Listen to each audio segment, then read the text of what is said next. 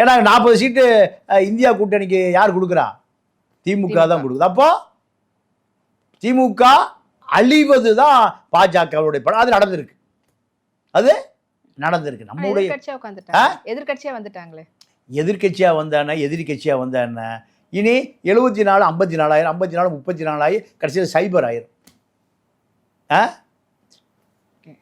திமுகவினுடைய அழிவை, திராவிட இயக்கங்களுடைய அழிவை விரைவுபடுத்தியிருக்கார் விஜய். இதை விஜய் ஒன்று விரைவுபடுத்தலை, இந்த மக்கள் விரைவுபடுத்தியிருக்காங்க.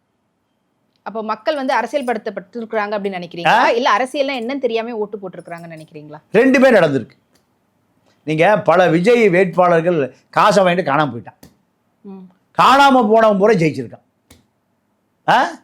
காணாமல் போனவன் பூரா ஜெயிச்சிருக்கான். அப்போ இது மக்களுடைய பெரும் வெள்ளம், மக்களுடைய பெரும் வெள்ளம். அந்த வேட்பாளர் யாருன்னு தெரியாது. அவனுக்கு விசிலை மட்டும் தெரியும், திமுகவுக்கு தெரியும். விசில் திமுக ஒழிக்கணும், விசிலுக்கு போடணும். பணம் வாங்கியிருக்கான் எல்லா பயிலும்.